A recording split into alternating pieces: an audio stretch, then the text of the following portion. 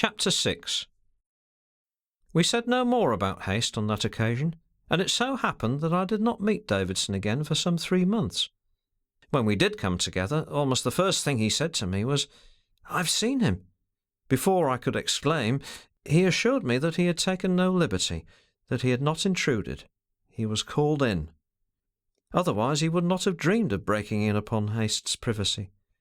"I'm certain you wouldn't," I assured him, concealing my amusement at his wonderful delicacy. He was the most delicate man that ever took a small steamer to and fro among the islands, but his humanity, which was not less strong and praiseworthy, had induced him to take his steamer past Samburan Wharf, at an average distance of a mile, every 23 days, exactly. Davidson was delicate, humane, and regular. "Haste called you in?" I asked, interested. Yes, Haste called him in, as he was going by on his usual date. Davidson was examining the shore through his glasses with his unwearied and punctual humanity as he steamed past Samburan. "I saw a man in white. It could only have been Haste. He had fastened some sort of enormous flag to a bamboo pole, and was waving it at the end of the old wharf. Davidson didn't like to take his steamer alongside, for fear of being indiscreet, I suppose, but he steered close inshore, stopped his engines, and lowered a boat. He went himself in that boat, which was manned, of course, by his Malay seamen. Haste, when he saw the boat pulling towards him, dropped his signalling pole, and when Davidson arrived, he was kneeling down, engaged busily in unfastening the flag from it. "Was there anything wrong?" I inquired. Davidson having paused in his narrative, and my curiosity being naturally aroused. "You must remember that Haste, as the archipelago knew him, was not, what shall I say, was not a signalling sort of man." "The very words that came out of my mouth," said Davidson, "before I laid the boat against the piles. I could not help it." Haste got up from his knees and began carefully folding up the flag thing, which struck Davidson as having the dimensions of a blanket. "No, nothing wrong," he cried. His white teeth flashed agreeably below the coppery horizontal bar of his long moustaches. I don't know whether it was his delicacy or his obesity which prevented Davidson from clambering upon the wharf. He stood up in the boat, and above him Haste stooped low with urbane smiles, thanking him and apologizing for the liberty, exactly in his usual manner. Davidson had expected some change in the man, but there was none.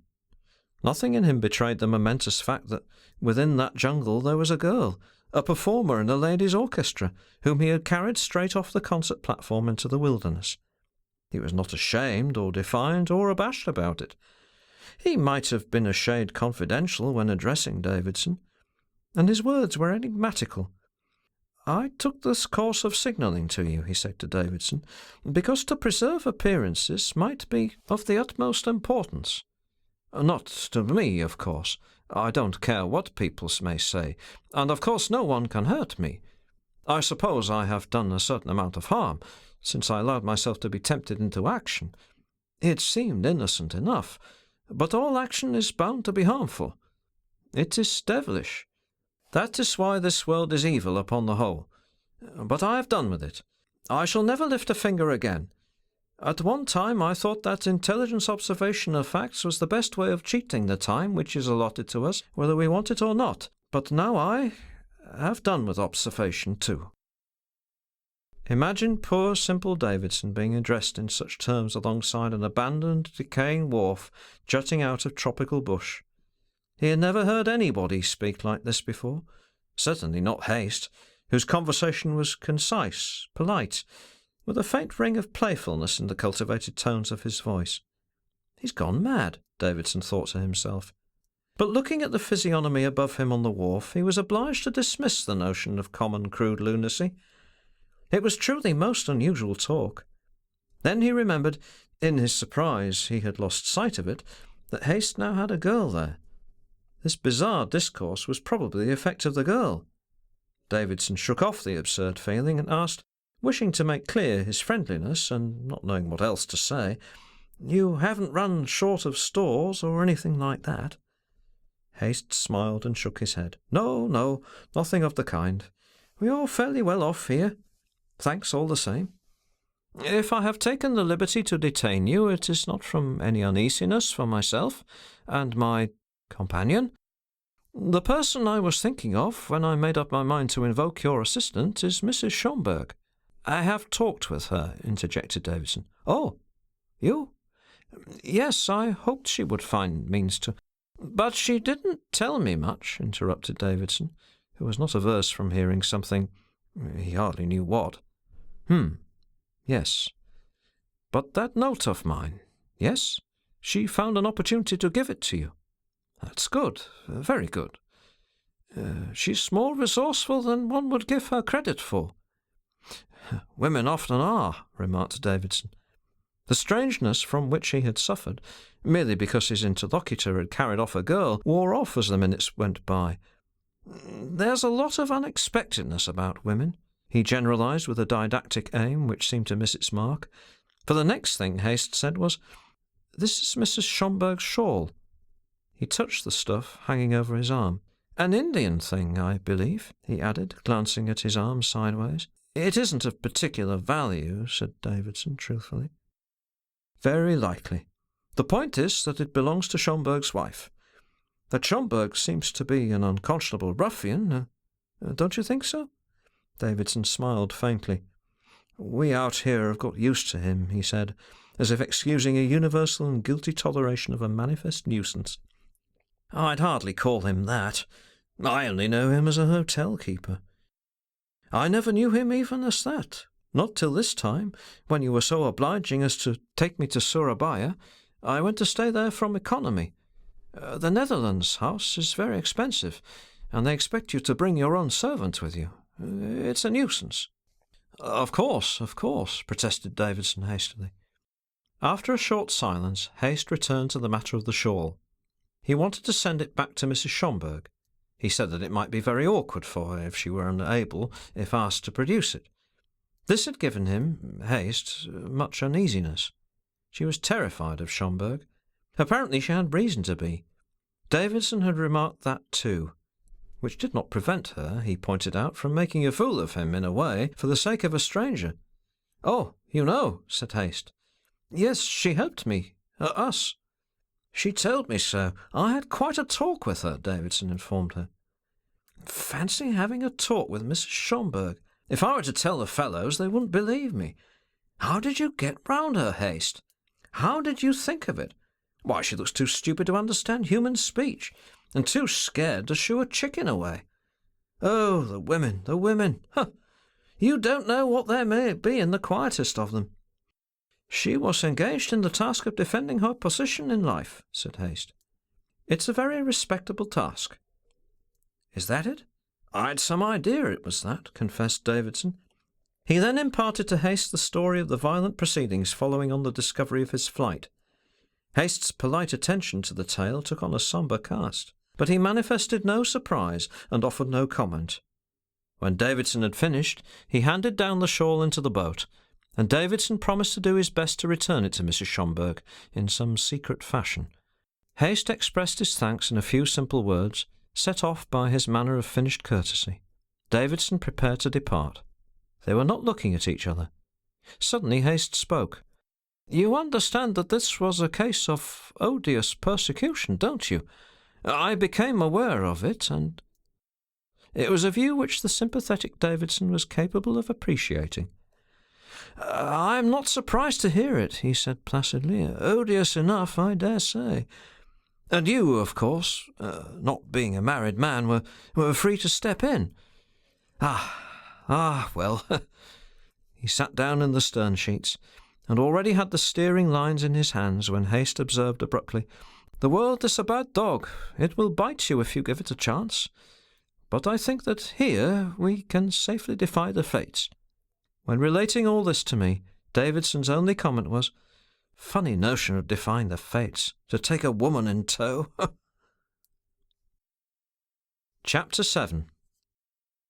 Some considerable time afterwards, we did not meet very often, I asked Davidson how he had managed about the shawl, and heard that he had tackled his mission in a direct way, and had found it easy enough. At the very first call he made in Samarang, he rolled the shawl as tightly as he could into the smallest possible brown paper parcel, which he carried ashore with him. His business in the town being transacted, he got into a gharry with the parcel and drove it to the hotel. With his precious experience, he timed his arrival accurately for the hour of Schomberg's siesta. Finding the place empty, as on the former occasion, he marched into the billiard-room, took a seat at the back, near the sort of dais which Mrs. Schomberg would in due course come to occupy, and broke the slumbering silence of the house by thumping a bell vigorously. Of course, a Chinaman appeared promptly. Davidson ordered a drink and sat tight. "I would have ordered 20 drinks, one after another, if necessary," he said. Davidson's a very abstemious man. "Rather than take that parcel out of the house again. Couldn't leave it in a corner without letting the woman know it was there. It might have turned out worse for her than not bringing the thing back at all." And so he waited, ringing the bell again and again, and swallowing 2 or 3 iced drinks which he did not want. Presently, as he hoped it would happen, Mrs. Schomberg came in, silk dress, long neck, ringlets, scared eyes, and silly grin, all complete. Probably that lazy beast had sent her out to see who was the thirsty customer, waking up the echoes of the house at this quiet hour. Bow, nod, and she clambered up to her post behind the raised counter, looking so helpless, so inane, as she sat there, that if it hadn't been for the parcel, Davidson declared, he would have thought he had merely dreamed all that had passed between them. He ordered another drink to get the Chinaman out of the room, and then seized the parcel, which was reposing on a chair near him, and with no more than a mutter, "This is something of yours," he rammed it swiftly into a recess in the counter at her feet. There. The rest was her affair. And just in time, too. Schomberg turned up, yawning affectedly, almost before Davidson had regained his seat. He cast about suspicious and irate glances.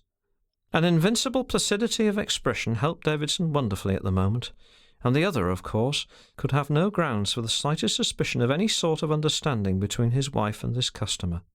As to Mrs. Schomberg, she sat there like a joss. Davidson was lost in admiration. He believed now that the woman had been putting it on for years. She never even winked. It was immense. The insight he had obtained almost frightened him. He couldn't get over his wonder at knowing more of the real Mrs. Schomberg than anybody in the islands, including Schomberg himself. She was a miracle of dissimulation. No wonder Haste got the girl away from under 2 men's noses if he had her to help with the job. The greatest wonder, after all, was Haste getting mixed up with petticoats. The fellow's life had been open to us for years, and nothing could have been more detached from feminine associations.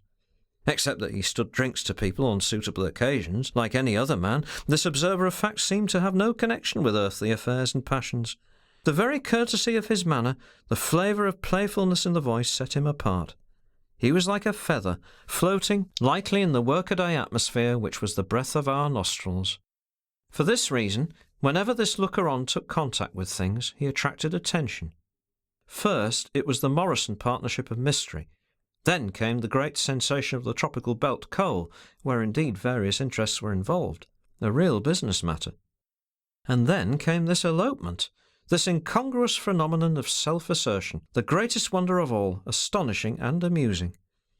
Davidson admitted to me that the hubbub was subsiding, and the affair would have been already forgotten, perhaps, if that ass Schomberg had not kept on gnashing his teeth publicly about it. It was really provoking that Davidson should not be able to give one some idea of the girl. Was she pretty? He didn't know. He had stayed the whole afternoon in Schomberg's hotel, mainly for the purpose of finding out something about her. But the story was growing stale. The parties at the tables on the veranda had other, fresher events to talk about, and Davidson shrank from making direct inquiries. He sat placidly there, content to be disregarded, and hoping for some chance word to turn up. I shouldn't wonder if the good fellow hadn't been dozing. It's difficult to give you an adequate idea of Davidson's placidity. Presently, Schomberg, wandering about, joined a party that had taken the table next to Davidson's. "A man like that Swede gentleman is a public danger," he began. "I remember him for years. I won't say anything of his spying. Well, he used to say himself he was looking for out-of-the-way facts. What is that if not spying?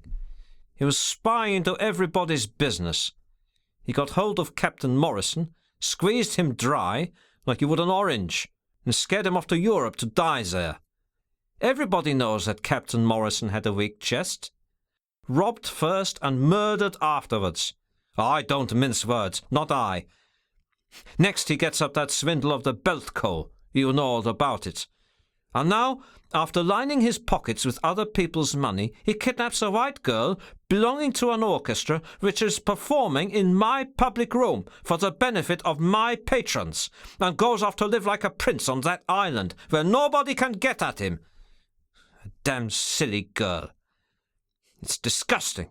Pfui! He spat, choked with rage, for he saw visions, no doubt. He jumped up from his chair and went away to flee from them, perhaps. He went into the room where Mrs. Schomburgk sat. Her aspect could not have been very soothing to the sort of torment from which he was suffering. Davidson did not feel called upon to defend Hayst. His proceeding was to enter into conversation with one another, casually, and showing no particular knowledge of the affair, in order to discover something about the girl. Was she anything out of the way? Was she pretty? She couldn't have been markedly so. She had not attracted special notice. She was young, on that everybody was agreed. The English clerk of Tesmans remembered that she had a sallow face. He was respectable and highly proper. He was not the sort to associate with such people. Most of these women were fairly battered specimens. Schomburgk had them housed in what he called the pavilion, in the grounds, where they were hard at it, mending and washing their white dresses, and could be seen hanging them out to dry between the trees like a lot of washerwomen. They looked very much like middle-aged washerwomen on the platform, too. For the girl had been living in the main building along with the boss, the director, the fellow with the black beard, and a hard-bitten, oldish woman who took the piano and was understood to be the fellow's wife. This was not a very satisfactory result. Davidson stayed on, and even joined the table d'hôte dinner without gleaning any more information. He was resigned.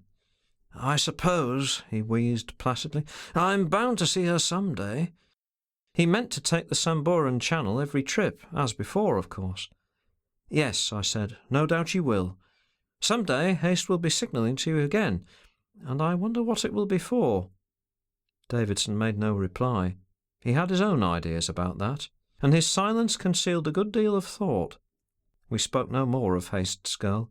Before we separated, he gave me a piece of unrelated observation.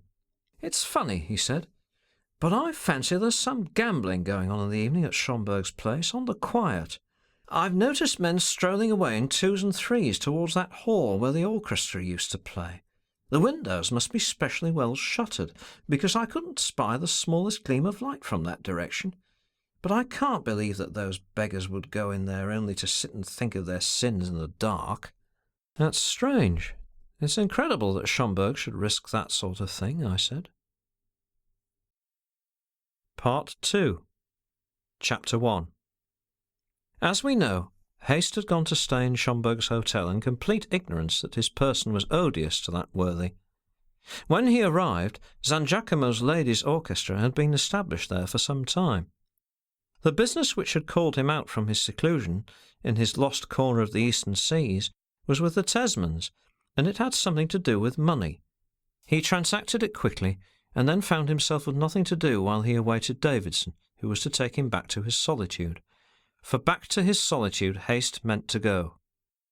He, whom we used to refer to as the enchanted Hayst, was suffering from thorough disenchantment. Not with the islands, however. The archipelago has a lasting fascination. It's not easy to shake off the spell of island life. Hayst was disenchanted with life as a whole. His scornful temperament, beguiled into action, suffered from failure in a subtle way unknown to men accustomed to grapple with the realities of common human enterprise. It was like the gnawing pain of useless apostasy, a sort of shame before his own betrayed nature. And in addition, he also suffered from plain, downright remorse. He deemed himself guilty of Morrison's death. A rather absurd feeling, since no one could possibly have foreseen the horrors of the cold, wet summer lying in wait for poor Morrison at home. It was not in Hayst's character to turn morose, but his mental state was not compatible with a sociable mood. He spent his evenings sitting apart on the veranda of Schomburg's hotel. The lamentations of string instruments issued from the building in the hotel compound, the approaches to which were decorated with Japanese paper lanterns strung up between the trunks of several big trees. Scraps of tunes, more or less plaintive, reached his ears. They pursued him even into his bedroom, which opened into an upstairs veranda. The fragmentary and rasping character of these sounds made their intrusion inexpressibly tedious in the long run. Like most dreamers, to whom it is given sometimes to hear the music of the spheres, Haste, the wanderer of the archipelago, had a taste for silence which he had been able to gratify for years. The islands are very quiet. One sees them lying about, clothed in their dark garments of leaves, in a great hush of silver and azure, where the sea without murmurs meets the sky in a ring of magic stillness. A sort of smiling somnolence broods over them. The very voices of their people are soft and subdued, as if afraid to break some protecting spell. Perhaps this was the very spell which had enchanted Haste in the early days. For him, however, that was broken. He was no longer enchanted, though he was still a captive of the islands. He had no intention to leave them, ever. Where could he have gone to after all these years? Not a single soul belonging to him lived anywhere on earth. Of this fact, not such a remote one, after all, he had only lately become aware, for it is failure that makes a man enter into himself and reckon up his resources. And though he had made up his mind to retire from the world in hermit fashion, yet he was irrationally moved by this sense of loneliness which had come to him in the hour of renunciation. It hurt him. Nothing is more painful than the shock of sharp contradictions that lacerate our intelligence and our feelings. Meantime, Schomburg watched Haste out of the corner of his eye. Towards the unconscious object of his enmity, he preserved a distant lieutenant of the reserve demeanour. Nudging certain of his customers with his elbow, he begged them to observe what airs that Swede was giving himself. "I really don't know why he has come to stay in my house. This place isn't good enough for him. I wish to goodness he had gone somewhere else to show off his superiority. Here I've got up this series of concerts for you gentlemen, just to make things a little brighter generally. And do you think he'll condescend to step in and listen to a piece or two of an evening? Not he. I know him of old. There he sits at the dark end of the piazza, all evening long, playing some new swindle, no doubt. For 2 pence I would ask him to go and look for quarters somewhere else. Only one doesn't like to treat a white man like that out in the tropics. I don't know how long he means to stay, but I'm willing to bet a trifle that he'll never work himself up to the point of spending the 50 cents of entrance money for the sake of a little good music." Nobody cared to bet, or the hotel keeper would have lost. One evening Haste was driven to desperation by the rasped, squeaked, scraped snatches of tunes pursuing him even to his hard couch, with a mattress as thin as a pancake and a diaphanous mosquito net. He descended among the trees, where the soft glow of Japanese lanterns picked out parts of their great rugged trunks here and there, in the great mass of darkness under the lofty foliage. More lanterns, of the shape of cylindrical concertinas, hanging in a row from a slack string, decorated the doorway of what Schomburg called grandiloquently my concert hall. In his desperate mood, Haste ascended 3 steps, lifted a calico curtain, and went in. The uproar in that small barn-like structure, built of imported pine boards and raised clear of the ground, was simply stunning. An instrumental uproar, screaming, grunting, whining, sobbing, scraping, squeaking some kind of lively air, while a grand piano, operated upon by a bony, red-faced woman with bad-tempered nostrils, rained hard notes like hail through the tempest of fiddles. The small platform was filled with white muslin dresses and crimson sashes, slanting from shoulders provided with bare arms, which soared away without respite. San Giacomo conducted. He wore a white mess jacket, a black dress waistcoat, and white trousers. His longish, tousled hair and his great beard were purple-black. He was horrible. The heat was terrific. There were perhaps 30 people having drinks at several little tables. Haste, quite overcome by the volume of noise, dropped into a chair. In the quick time of the music, in the varied, piercing clamour of the strings, in the movements of the bare arms, in the low dresses, the coarse faces, the stony eyes of the executants, there was a suggestion of brutality, something cruel, sensual, and repulsive. "This is awful," Haste murmured to himself. But there is an unholy fascination in systematic noise. He did not flee from it incontinently, as one might have expected him to do. He remained, astonished at himself for remaining, since nothing could have been more repulsive to his tastes, more painful to the senses, and, so to speak, more contrary to his genius than this rude exhibition of vigour. The San Giacomo band was not making music. It was simply murdering silence with a vulgar, ferocious energy. One felt as if witnessing a deed of violence, and that impression was so strong that it seemed marvellous to see the people sitting so quietly on their chairs, drinking so calmly out of their glasses, and giving no signs of distress, anger, or fear. Haste averted his gaze from the unnatural spectacle of their indifference. When the piece of music came to an end, the relief was so great that he felt slightly dizzy, as if a chasm of silence had yawned at his feet. When he raised his eyes, the audience, most perversely, was exhibiting signs of animation and interest in their faces, and the women in white muslin dresses were coming down in pairs from the platform into the body of Schomberg's concert hall. They dispersed themselves all over the place. The male creature with the hooked nose and purple-black beard disappeared somewhere. This was the interval during which, as the astute Schomberg had stipulated, the members of the orchestra were encouraged to favour the members of the audience with their company, that is, such members as seemed inclined to fraternise with the arts in a familiar and generous manner, the symbol of familiarity and generosity consisting in offers of refreshment. The procedure struck Haste as highly incorrect. However, the impropriety of Schomberg's ingenious scheme was defeated by the circumstance that most of the women were no longer young, and that none of them had ever been beautiful. Their more or less worn cheeks were slightly rouged, but apart from that fact, which might have been simply a matter of routine, they did not seem to take the success of the scheme unduly to heart. The impulse to fraternise with the arts being obviously weak in the audience, some of the musicians sat down listlessly at unoccupied tables, while others went on perambulating the central passage, arm in arm, glad enough, no doubt, to stretch their legs while resting their arms.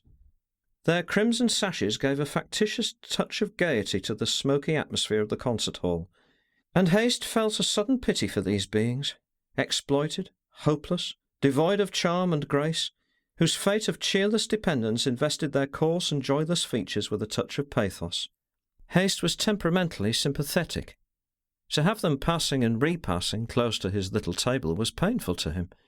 He was preparing to rise and go out, when he noticed that 2 white muslin dresses and crimson sashes had not yet left the platform. One of these dresses concealed the raw-boned frame of the woman with the bad-tempered curve to her nostrils. She was no less a personage than Mrs. San Giacomo. She had left the piano, and, with her back to the hall, was preparing the parts for the second half of the concert, with a brusque, impatient action of her ugly elbow. This task done, she turned, and perceiving the other white muslin dress motionless on a chair in the second row, she strode towards it between the music stands with an aggressive and masterful gait. On the lap of that dress there lay, unclasped and idle, a pair of small hands, not very white, attached to well-formed arms. The next detail Haste was led to observe was the arrangement of the hair. 2 thick brown tresses rolled round an attractively shaped head. "A girl, by Jove!" he exclaimed mentally. It was evident that she was a girl. It was evident in the outline of the shoulders, in the slender white bust springing up, barred slantwise by the crimson sash, from the bell-shaped spread of muslin skirt hiding the chair on which she sat averted a little from the body of the hall. Her feet, in low white shoes, were crossed prettily. She had captured Haste's awakened faculty of observation. He had the sensation of a new experience. That was because his faculty of observation had never before been captured by any feminine creature in that marked and exclusive fashion. He looked at her anxiously, as no man ever looks at another man, and he positively forgot where he was. He had lost touch with his surroundings. The big woman, advancing, concealed the girl from his sight for a moment. She bent over the seated youthful figure, in passing it very close, as if to drop a word into its ear. Her lips did certainly move, But what sort of word could it have been to make the girl jump so swiftly? Haste, at his table, was surprised into a sympathetic start. He quickly glanced round. Nobody was looking towards the platform, and when his eyes swept back there again, the girl, with the big woman treading at her heels, was coming down the 3 steps from the platform to the floor of the hall. There she paused, stumbled 1 pace forward, and stood still again, while the other, the escort, the dragoon, the coarse big woman of the piano, passed her roughly, and marching truculently down the centre aisle between the chairs and tables, went out to rejoin the hook-nosed San Giacomo somewhere outside. During her extraordinary transit, as if everything in the hall were dirt under her feet, her scornful eyes met the upward glance of Haste, who looked away at once towards the girl. She had not moved. Her arms hung down, her eyelids were lowered. Haste laid down his half-smoked cigar and compressed his lips. Then he got up. It was the same sort of impulse which years ago had made him cross the sandy street of the abominable town of Delhi, in the island of Timor, and accost Morrison, practically a stranger to him then, a man in trouble, expressively harassed, dejected, lonely. It was the same impulse, but he did not recognise it. He was not thinking of Morrison then. It may be said that, for the first time since the final abandonment of the Samburan coal mine, he had completely forgotten the late Morrison. It is true that, to a certain extent, he had forgotten also where he was. Thus, unchecked by any sort of self-consciousness, Haste walked up the central passage. Several of the women, by this time, had found anchorage here and there among the occupied tables. They talked to the men, leaning on their elbows, and suggesting funnily, if it hadn't been for the crimson sashes, in their white dresses an assembly of middle-aged brides with free and easy manners and hoarse voices. The murmuring noise of conversations carried on with some spirit filled Schomberg's concert room. Nobody remarked Haste's movements, for indeed he was not the only man on his legs there. He had been confronting the girl for some time before she became aware of his presence. She was looking down, very still, without colour, without glances, without voice, without movement. It was only when Haste addressed her in his courteous tone that she raised her eyes. "Excuse me," he said in English, "but that horrible female has done something to you. She has pinched you, hasn't she? I am sure she pinched you just now, when she stood by your chair." The girl received this overture with the wide, motionless stare of profound astonishment. Haste, vexed with himself, suspected that she did not understand what he said. One could not tell what nationality these women were, except that they were of all sorts. But she was astonished almost more by the near presence of the man himself, by his largely bald head, by the white brow, the sunburnt cheeks, the long horizontal moustaches of crinkly bronze hair, by the kindly expression of the man's blue eyes looking into her own. He saw the stony amazement in hers give way to a momentary alarm, which was succeeded by an expression of resignation. "I am sure she pinched your arm most cruelly," he murmured, rather disconcerted now at what he had done. It was a great comfort to hear her say, "It wouldn't have been the first time, and suppose she did. What are you going to do about it?" "I don't know," he said, with a faint, remote playfulness in his tone, which had not been heard in it lately, and which seemed to catch her ear pleasantly. "I am grieved to say that I don't know. But how can I do anything? What would you wish me to do? Pray command me." Again the greatest astonishment became visible in her face, for she now perceived how different he was from the other men in the room. He was as different from them as she was different from the other members of the ladies' orchestra. "Command you?" she breathed after a time, in a bewildered tone. "Who are you?" she asked a little louder. "I am staying in this hotel for a few days. I just dropped in casually here. This outrage, don't you try to interfere," she said so earnestly that Haste asked in his faintly playful tone, "Is it your wish that I should leave you?" "I haven't said that," the girl answered. "She pinched me because I didn't get down here quick enough." "I can't tell you how indignant I am," said Haste. "But since you are down here now," he went on, with the ease of a man of the world, speaking to a young lady in a drawing-room, "hadn't we better sit down?" She obeyed his inviting gesture, and they sat down on the nearest chairs. They looked at each other across a little round table with a surprised, open gaze, self-consciousness growing on them so slowly that it was a long time before they averted their eyes. And very soon they met again, temporarily, only to rebound, as it were. At last they steadied in contact, but by that time, say some 15 minutes from the moment when they sat down, the interval came to an end. So much for their eyes. As to the conversation, it had been perfectly insignificant, because naturally they had nothing to say to each other. Hayst had been interested by the girl's physiognomy. Its expression was neither simple nor yet very clear. It was not distinguished, that could not be expected, but the features had more fineness than those of the other feminine countenance he had ever had the opportunity to observe so closely. There was in it something indefinably audacious and infinitely miserable, because the temperament and the existence of that girl were reflected in it. But her voice! It seduced Hayst by its amazing quality. It was a voice fit to utter the most exquisite things, a voice which would have made silly chatter supportable and the roughest talk fascinating.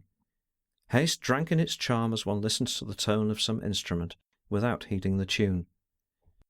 "Do you sing as well as play?" he asked her abruptly.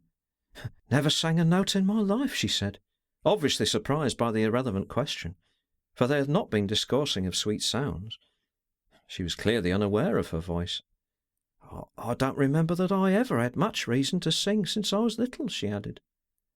That inelegant phrase, by the mere vibrating, warm nobility of the sound, found its way into Hayst's heart.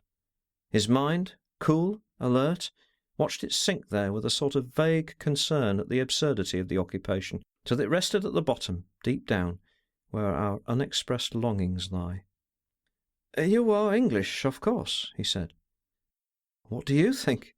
she answered in the most charming accents. Then, as if thinking that it was her turn to place a question, "Why do you always smile when you speak?" It was enough to make anyone look grave, but her good faith was so evident that Hayst recovered himself at once.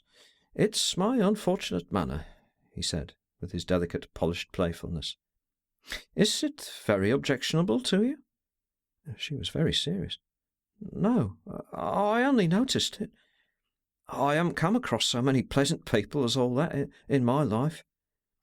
It's certain that this woman who plays the piano is infinitely more disagreeable than any cannibal I've ever had to do with." "I believe you," she shuddered. "How did you come to have anything to do with cannibals?" "It would be too long a tale," said Hayst, with a faint smile.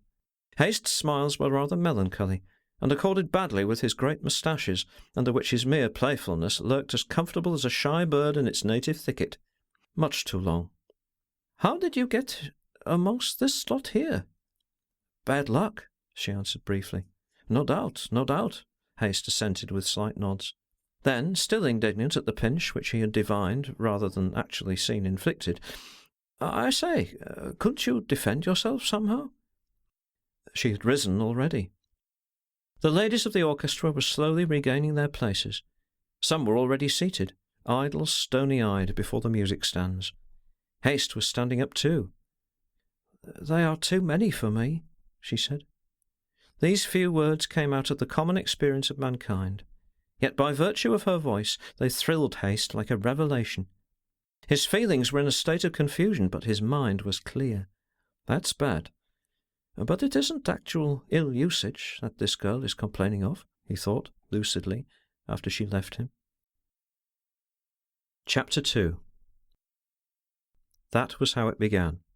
How it was that it ended, as we know it did end, is not so easy to state precisely. It is very clear that Hayst was not indifferent, I won't say to the girl, but to the girl's fate. He was the same man who had plunged after the submerged Morrison, whom he hardly knew otherwise than by sight, and through the usual gossip of the islands. But this was another sort of plunge altogether, and likely to lead to a very different kind of partnership.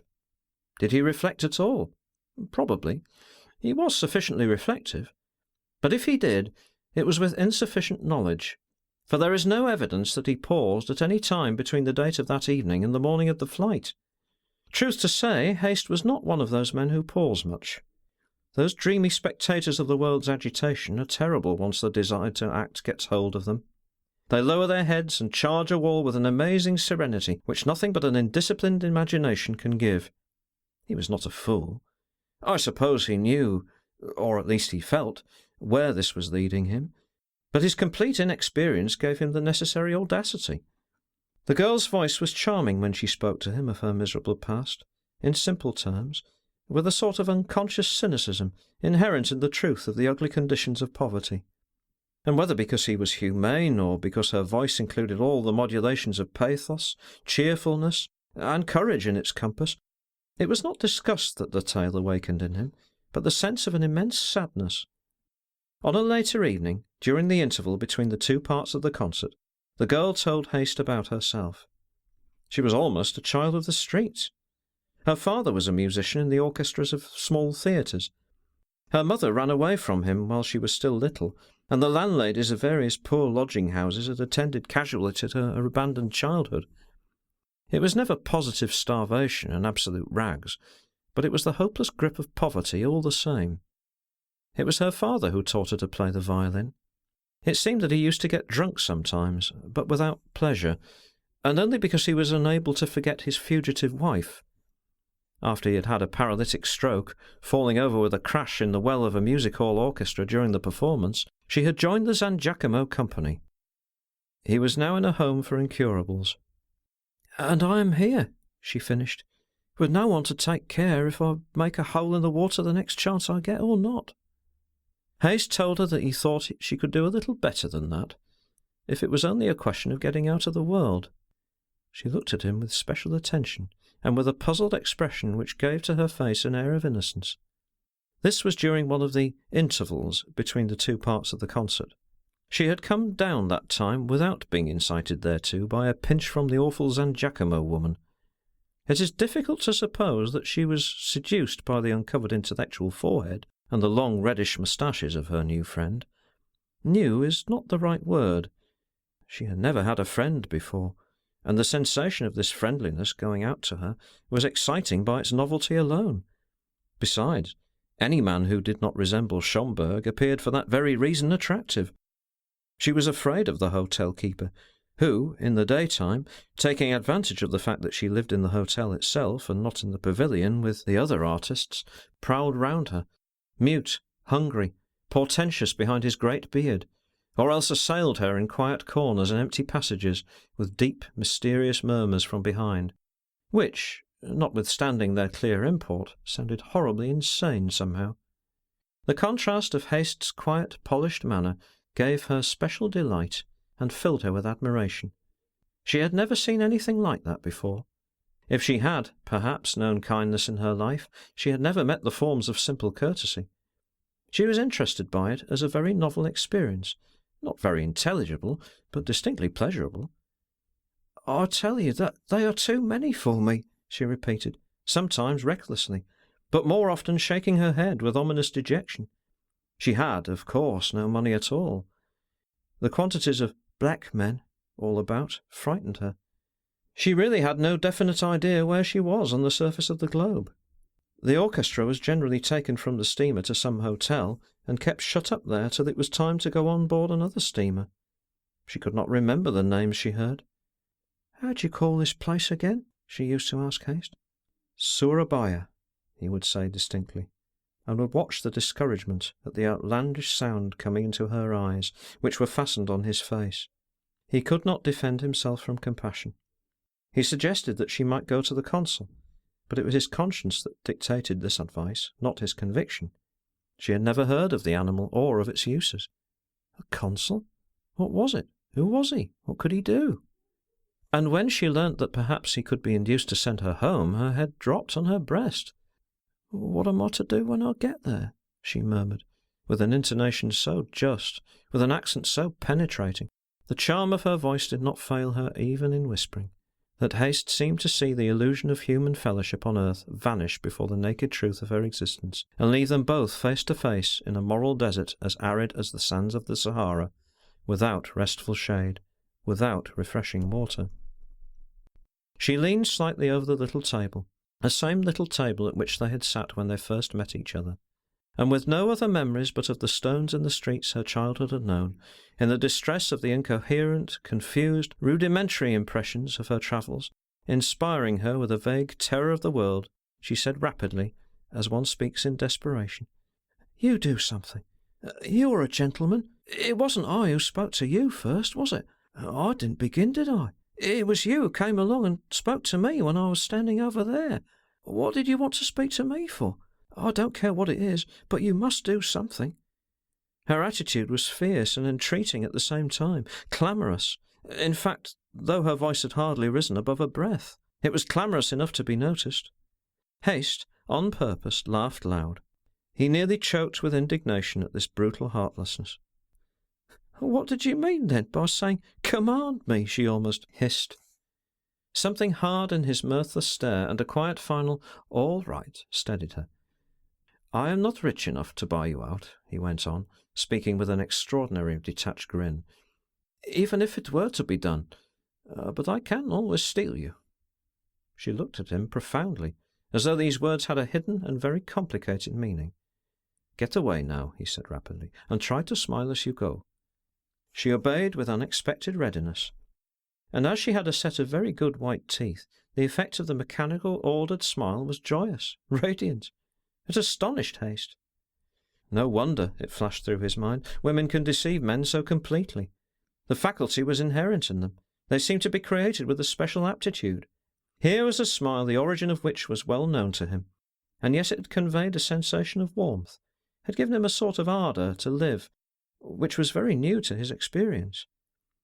By this time she was gone from the table, and had joined the other ladies of the orchestra.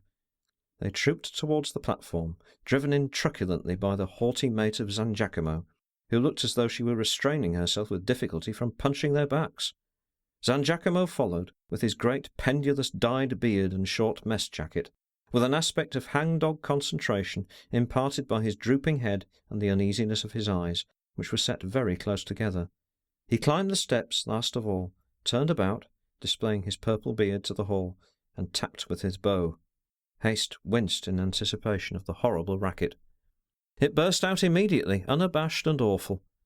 At the end of the platform, the woman at the piano, presenting her cruel profile, her head tilted back, banged the keys without looking at the music. Hayst could not stand the uproar for more than a minute. He went out, his brain racked by the rhythm of some more or less Hungarian dance music. The forests inhabited by the New Guinea cannibals, where he had encountered the most exciting of his earlier futile adventures, was silent. And this adventure, not in its execution perhaps, but in its nature, required even more nerve than anything he had faced before. Walking among the paper lanterns suspended to trees, he remembered with regret the gloom and the dead stillness of the forests at the back of Geelvink Bay, perhaps the wildest, the unsafest, the most deadly spot on earth from which the sea can be seen. Oppressed by his thoughts, he sought the obscurity and peace of his bedroom, but they were not complete. The distant sounds of the concert reached his ear, faint indeed, but still disturbing. Neither did he feel very safe in there, for that sentiment depends not on extraneous circumstances, but on our inward conviction. He did not attempt to go to sleep. He did not even unbutton the top button of his tunic. He sat in a chair and mused. Formerly, in solitude and in silence, he had been used to think clearly, and sometimes even profoundly, seeing life outside the flattering optical delusion of everlasting hope, of conventional self-deceptions, of an ever-expected happiness. But now he was troubled. A light veil seemed to hang before his mental vision, the awakening of a tenderness, indistinct and confused as yet, towards an unknown woman. Gradually silence, a real silence, had established itself around him. The concert was over. The audience had gone. The concert hall was dark, and even the pavilion where the ladies' orchestra slept after its noisy labours showed not a gleam of light. Hayst suddenly felt restless in all his limbs. As this reaction from the long immobility would not be denied, he humoured it by passing quietly along the back veranda and out into the grounds at the side of the house, into the black shadows under the trees, where the extinguished paper lanterns were gently swinging their globes like withered fruit. He paced there to and fro for a long time, a calm, meditative ghost in his white drill suit, revolving in his head thoughts absolutely novel, disquieting and seductive, accustoming his mind to the contemplation of his purpose, in order that by being faced steadily it should appear praiseworthy and wise. For the use of reason is to justify the obscure desires that move our conduct, impulses, passions, prejudices and follies, and also our fears. He felt that he had engaged himself by a rash promise to an action big with incalculable consequences. And then he asked himself if the girl had understood what he meant. Who can tell? He was assailed by all sorts of doubts.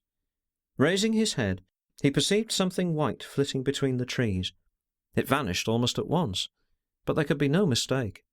He was vexed at being detected roaming like this in the middle of the night. Who could that be? It never occurred to him that perhaps the girl, too, would not be able to sleep. He advanced prudently.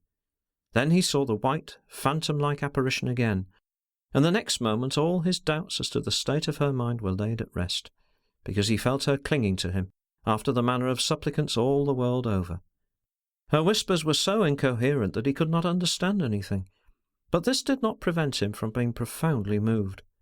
He had no illusions about her, but his sceptical mind was dominated by the fullness of his heart.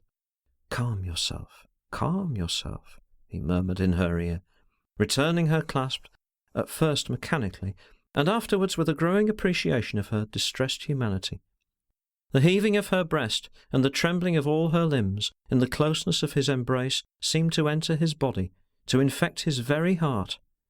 While she was growing quieter in his arms, he was becoming more agitated, as if there were only a fixed quantity of violent emotion on this earth.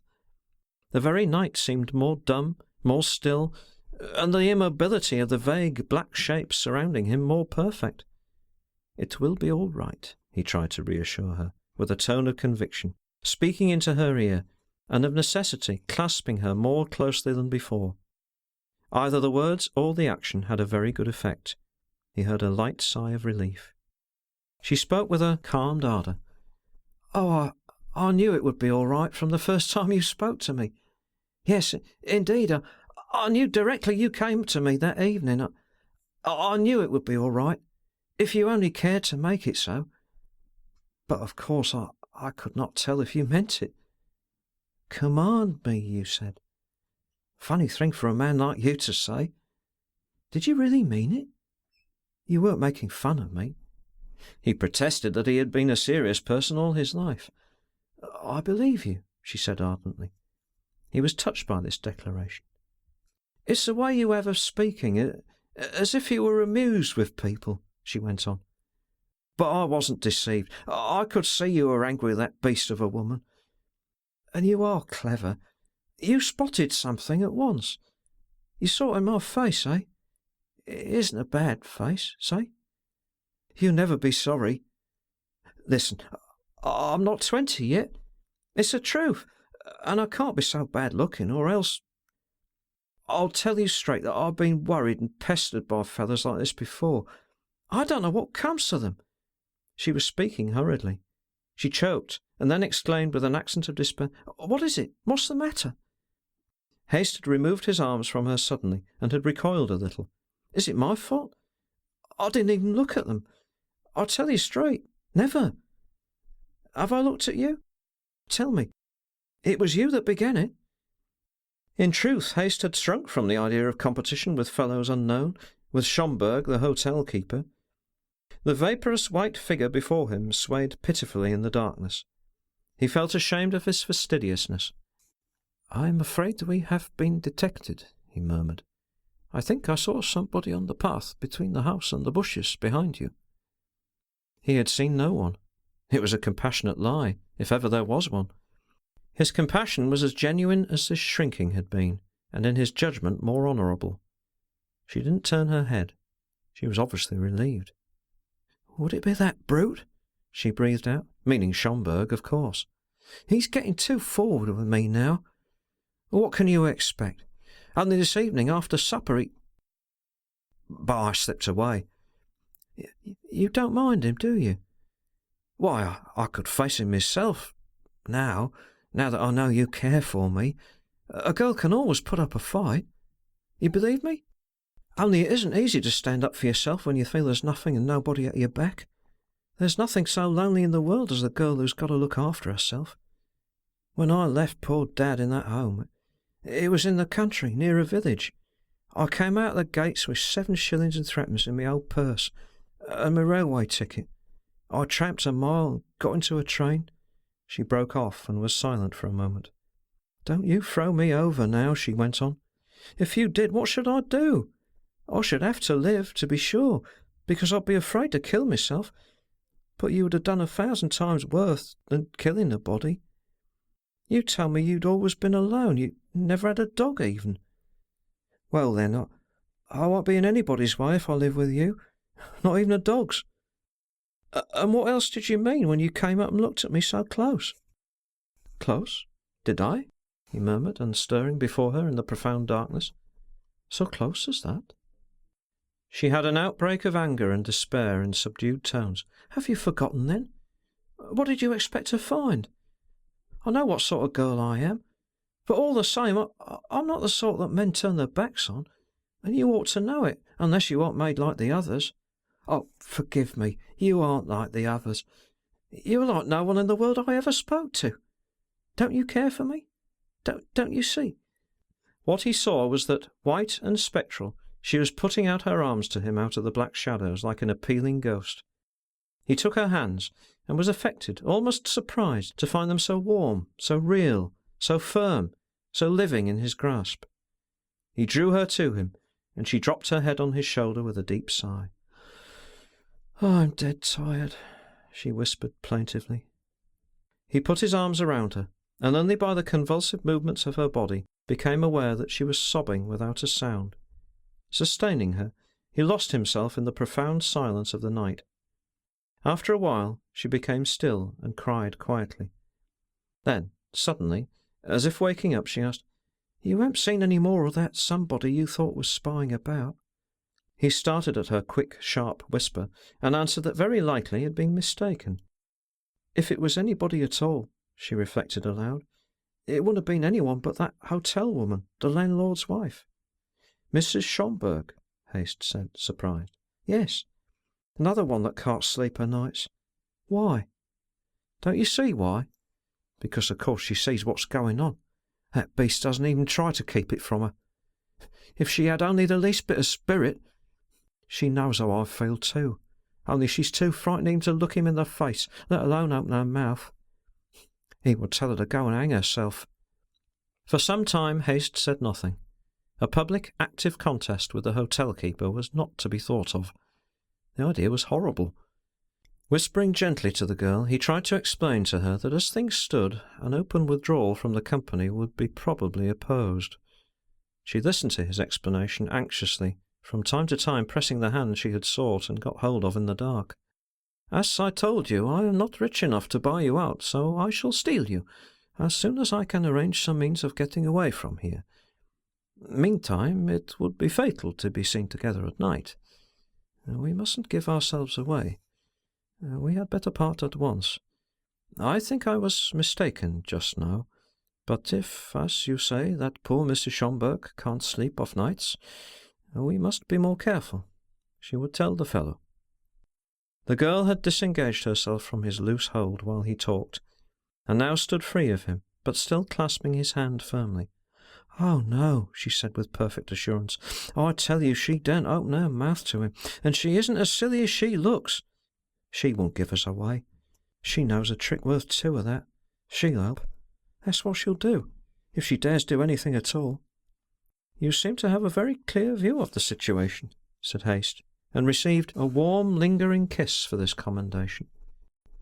He discovered that to part from her was not such an easy matter as he had supposed it would be.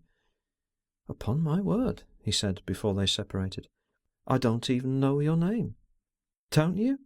They call me Alma. I don't know why. Silly name. Magdalen, too.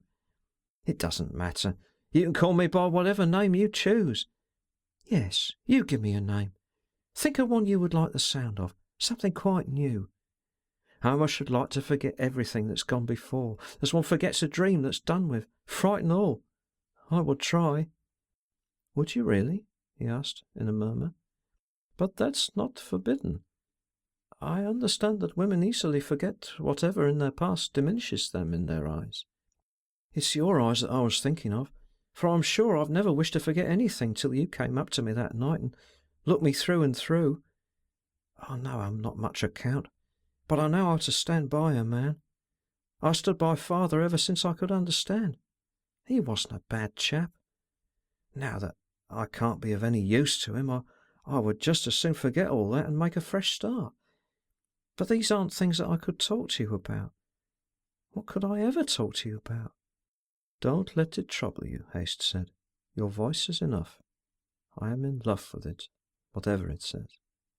She remained silent for a while, as if rendered breathless by this quiet statement. Oh, I wanted to ask you. He remembered that she probably did not know his name, and expected the question to be put to him now. But after a moment of hesitation, she went on.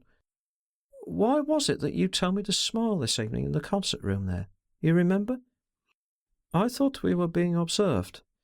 A smile is the best of masks.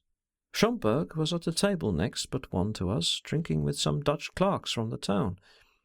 No doubt he was watching us, watching you, at least. That's why I asked you to smile. Ah, that's why. It never came into my head.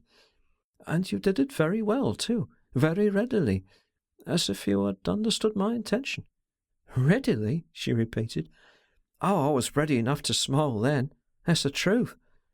It was the first time for years. I may say that I felt disposed to smile. I've not had many chances to smile in my life, I can tell you, especially of late. But you do it most charmingly, in a perfectly fascinating way. He paused. She stood still, waiting for more with the stillness of extreme delight, wishing to prolong the sensation. It astonished me, he added. It went as straight to my heart as though you had smiled for the purpose of dazzling me. I felt as if I had never seen a smile before in my life. I thought of it after I left you. It made me restless. It did all that? Came her voice, unsteady, gentle and incredulous. If you had not smiled as you did, perhaps I should not have come out here tonight, he said with his playful earnestness of tone. It was your triumph. He felt her lips touch his lightly, and the next moment she was gone.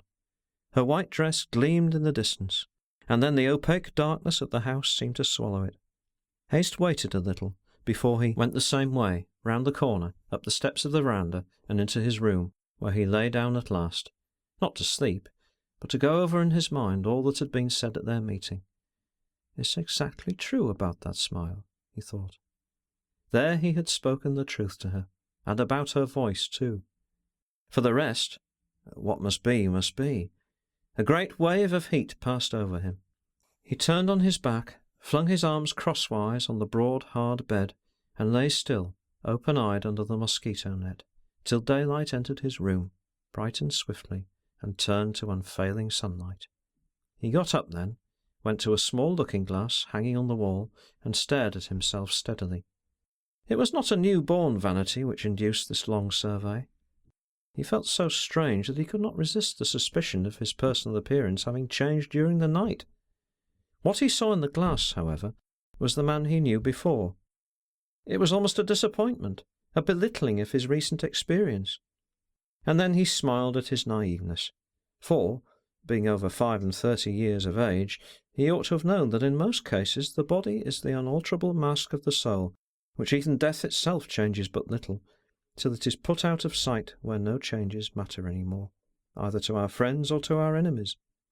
It was the very essence of his life to be a solitary achievement, accomplished not by hermit-like withdrawal with its silence and immobility, but by a system of restless wandering, by the detachment of an impermanent dweller amongst changing scenes.